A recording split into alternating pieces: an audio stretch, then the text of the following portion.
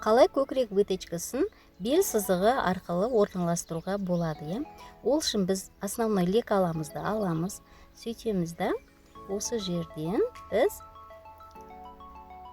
мынау көрініп тұрған көкірек сызығын жауып барып, бел сызығына осы выточканы ауыстыруымызға қалай болады, иә? Ол үшін біз мына жердегі жоғары қарай көтерілетін выточканы қиямыз, сөйтіп барып, көкірек сызығындағы линияны фиксировать етіп жауып тастаймыз. Мұны қараңыздар, иә? Мен жауып алдым. Енді осы қолтық сызығына нүктесінен белге қарай 12 сантиметрді белгілеп аламыз. Линейкамен 12 сантиметр төмен қарай белгілеп түсіріп аламыз. Енді сол 12 сантиметр. Енді соны былай қарай сызып алып, мен қазір қиып алып тастадым сызып 12-ні. Енді соны мына выточка сызығының астына әкеп кигізіп, оны да фиксировать етіп аламыз. Ендігі қалғаны мына жердегі нені қиып алып тастаймыз, лишнее болып тұрғаны.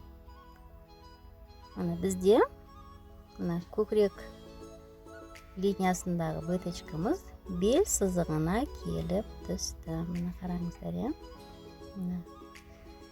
Выточка енді осылай орнатылып жоғары көтеріледі. Енді әркімнің көкірек нүктесі әркімде әрқалай болады. Сондықтан әркім өз көкірек нүктелеріңізді иықтан төмен қарай өлшеп, соған қарай орналастырсаңыздар, өз келеріңізге, фигураларыңызға өте қонымды болып шыға келеді. Ал енді бүгін сіздермен болған Тігін өнері каналының авторы Балжан Асқарқызы. Сәлем достар, құрбылар, қыз-келіншектер. Видеоны достарыңызбен бөлісіп, аяғына дейін көріп тамашалап, комментарий, лайктарыңызды басып қалдырсаңыздар болады. Сіздердің қалдыратын комментарияларыңыз мен үшін өте маңызды. Келесі видеоларды жіберіп алмас үшін міндетті түрде каналға тіркеліп қойыңыз. Енді осыны мата бетіне түсіріп, сол қиып алған, орнатып шыққан жаңағы выточкаларымызды, мынандай етіп машинкада тігіп аламыз.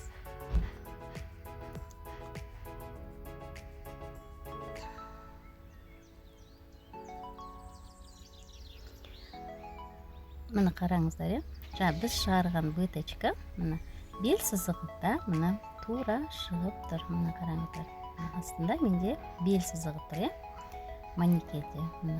Содан жоғары қарай көтеріле салды.